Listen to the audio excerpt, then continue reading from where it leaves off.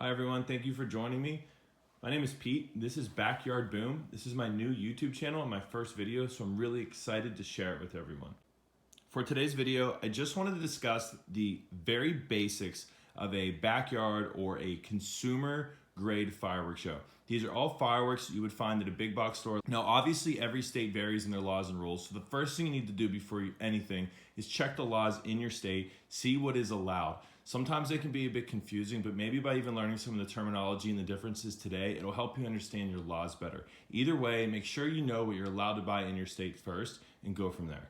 Okay, I want to briefly discuss igniting your fireworks. So pretty much any firework that you're going to light, it's going to have a fuse on it. You want to light that fuse with something a little bit away from your body. You don't want to light it with a little standard Bic lighter. You don't want to light it with matches. Wind, you're too close, sparks blow off. It's just miserable. At the very, very minimum, use one of these longer kitchen lighters, I call them, or a multi-purpose lighter like Bic calls it.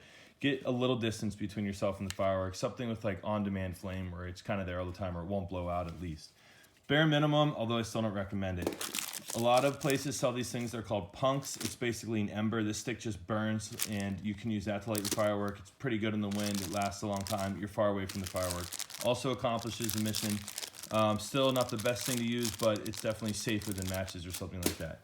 I recommend any type of torch. Camping, even like a little cooking torch, like a handheld one, but you just want something where you can control the flame on demand, like you can click it on or off. I think it's safer. It also has such a higher temperature coming out of it that it lights the fuse very, very quickly. It seems like just a tad bit quicker than using a lighter, which is nice. If you really want to get fancy, you can get into an electronic firing system, which this is my first year actually getting into one of these. You would take a lead from one of these receivers. It would go from here to the fuse of the firework, and then you would press a button. It would set this off. It would set this off. You get the point. But for right now, anyone watching this video, you're probably just getting started. So kitchen lighter, if you absolutely have to, at least a punk, but just go ahead and pick up a torch. They're really helpful when you're lighting off fireworks. So the first items we want to talk about are what they call ground items. So these are things like crackling balls and smoke bombs and firecrackers, tanks, things like that. These items do not shoot anything into the air, any kind of projectile into the air. They just happen on the ground and do their thing there. They can still be really cool and loud and colorful and all that. They just don't launch up into the air. So climbing up the firework ladder here, you have fountains. Fountains just spray sparks generally out of the top of them, but don't be fooled. The sparks can go up to 12 feet in the air. They can be multiple colors. They can have a lot of sound to them. They can come in different sizes. Here you have these 3 sizes, but they can come in big boxes like that. So fountains come in tons of varieties. It's definitely the first thing you want to get into when you're getting into fireworks. Make sure you get a couple fountains, no matter how big or small your show is. They're a great addition to your show. Also, during our show, we try to always have some fountains going up in the front, and especially during our finale when everything's going haywire. Fountains provide constant sound, constant light, so they really do a good job of filling up maybe little gaps you have in your show, and they can also add some depth to your show. Next item up, we have Roman candles. You light this end. There are a number of flaming balls that shoot out of here. This one has 5 in particular. Now, this is a relatively small Roman candle, but the balls would shoot out of here, all 5 of them, and they would crackle and blow up out in the sky. You probably see people holding these all the time. I'm not going to recommend you guys do that. I want you to be safe. There's tons of great things you can do with these Roman candles that don't involve you holding them or shooting them at somebody. But balls do shoot out of them. This one has 10 in it. You can see it's a little bit bigger. This one also has 10. Now this one is really big. It's a much larger diameter, but it's only like a 5-shot. So these are going to be like a much bigger bang when they go off. So Roman candles are a great addition to your show. You can build racks. You can get a ton of them. They usually come in 5 packs at least. You can fan them all out. You can fuse them together, which we'll get into here in a little bit. But another great item for your show, especially if you're getting started out, make sure you get some of these in your collection if you can. Next up are rockets or bottle rockets. So one of the big things you want to make sure you do with these is you want to put them in some type of long tube or have like eye bolts and some wood, something that will use this piece like a guide rod. This is not meant to go in the ground, otherwise this will not release it. The stick is supposed to go with it. This needs to be loose, so that's a big thing to keep in mind. Anyway, rockets are really neat. You can get them for really cheap. There's a ton of different effects, but essentially, here's a bunch of little ones, traditional bottle rockets. But essentially, they just shoot up in the air, pop, that's it. These Mars rockets I got from WF Boom. I heard are really good. I'm excited to have a bunch of these for this year. But definitely try some rockets out. They offer a nice variety to your show. Next up, we have aerial repeaters. These are also known as cakes. And essentially how these work are, you light one fuse, and this entire little box or cake will go off. And there's sort of a pre-built show inside of each box. They come in a ton of different styles and sizes, which we can talk about here briefly. But basically, just understand that you light one thing, and in this particular one, 25 different shots will come out of it. There's basically two key things to understand when you're looking at cakes or aerial repeaters. And the first thing is that they're sold in mostly just two sizes, a 200 gram and a 500 gram. All three of these are 200 grams, all three of these are 500 grams. And that refers to essentially the amount of like firepower in the box, so to speak. So that's the first thing to understand, 200 gram, 500 gram. 500 is obviously bigger. The second thing is the number of shots per cake. And what I want you guys to understand about that is all three of these cakes here are 200 gram. However, this one, it's spread over 10 shots. Whereas in this one, it's spread over 25 shots. That doesn't mean that this one has an extra 15 shots of the same size that this one doesn't have. You might be thinking, well, I gotta grab this one, there's more shots in it. No, what that means is these shots are actually gonna be a little bit over twice as small as the ones that come out of here, because the 200 gram is equal about them. There's the same amount of firepower in them. This one is just spread amongst more shots. So keep that in mind when looking at your cakes. That doesn't mean that high shot cakes are bad. The best thing for your fireworks show is going to be some variety. So you're gonna want a bunch of different types of cakes. Some are gonna be high shot count, some might be low shot count, some might be 200 gram, some might be 500 gram. Don't get too hung up on that right now. Just look for stuff that you like. I just want you to understand the difference. 200, definitely smaller than 500. Less shots, they're probably gonna be bigger breaks coming out of them than a lot more, because there's no extra firepower in any of them. They have the exact same. Now, because this video is geared towards beginners, I do want to point out that these cakes are ready to go. Once the fuse is out, you can light the fuse, that's it. You do not need to remove the paper or anything. In fact, if you're a beginner, just leave it on. It will help errant ashes and things if they were to fall on it. It might protect it a little bit more. It'll keep moisture out. It definitely helps when you're transporting it. When you do get a little bit more advanced, I remove the tops of my cakes. A lot of guys do. It just helps a little bit with the cleanup because all this paper doesn't get blasted all over your launch site. But for anybody watching this that's new, just leave the cakes as they are. They're completely fine. Once you light the fuse, the firework is made to blast through this paper. This paper is child's play to the firework. It's supposed to be on. You can leave it on. Don't sweat it.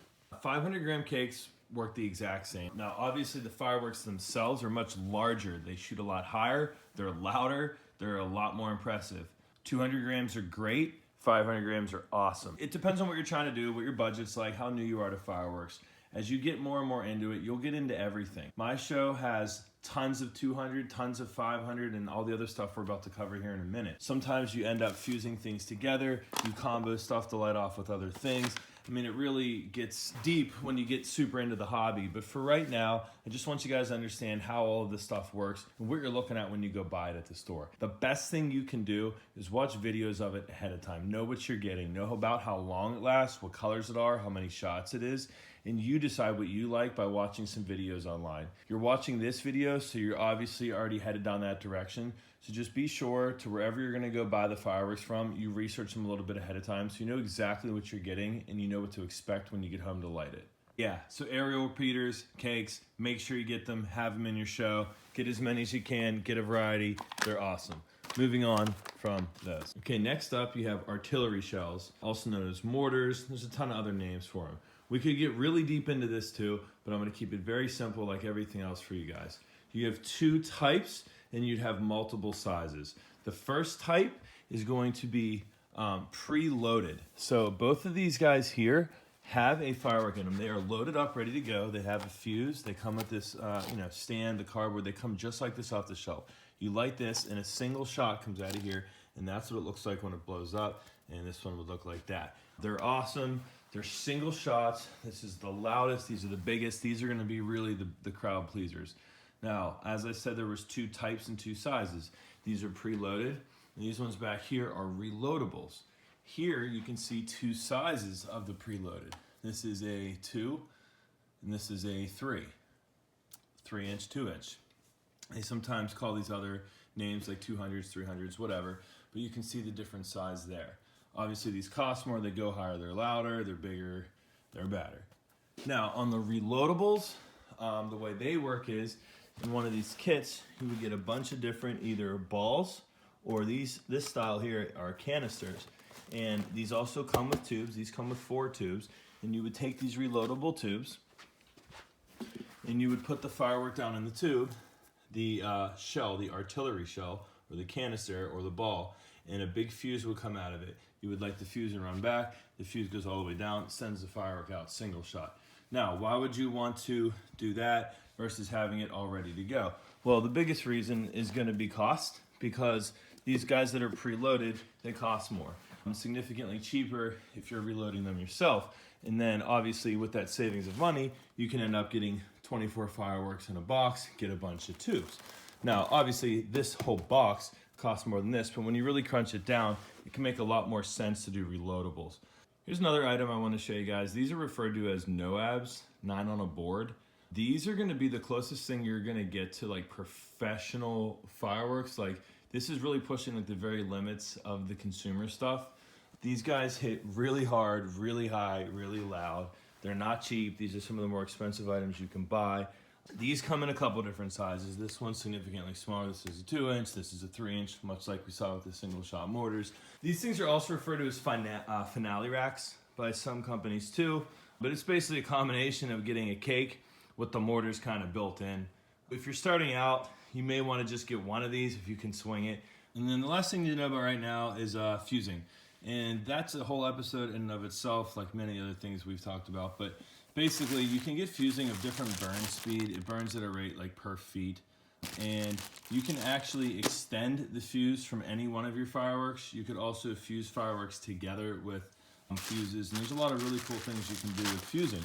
And when you get a bunch of fireworks, you know, hand lighting them all with the torch and running around, everything's great, but it's obviously a little bit dangerous. It's really annoying. It's hot. Sometimes you want to watch your fireworks. So being able to fuse things together can allow you to do that too. And we'll cover that more in future episodes, but I just wanted to show it to some of you guys. So if you go pick some stuff up and you think you might be interested in fusing some stuff together, pick up some fuse. It's cheap, and we'll cover that some more in some future episodes. Okay guys, that's just gonna about cover it for today. Thank you for watching. This was my first YouTube video, so be sure to let me know if you enjoyed it by giving me a like or subscribe. Would be awesome. I hope I was able to help out today briefly, just to give you the lowdown on some fireworks, but be sure to just have variety in your collection. That's the most important thing. Obviously, make sure you are being safe and be smart. This was my first YouTube video, so if you guys could, please give me a like and a subscribe. Let me know what you thought about it in the comment section. If you have any questions or if there's anything you guys want to see in the future, please let me know.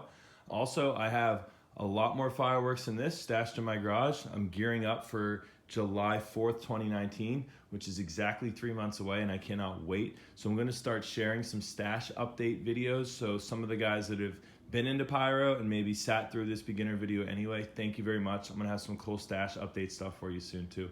So thanks guys, we'll see you soon.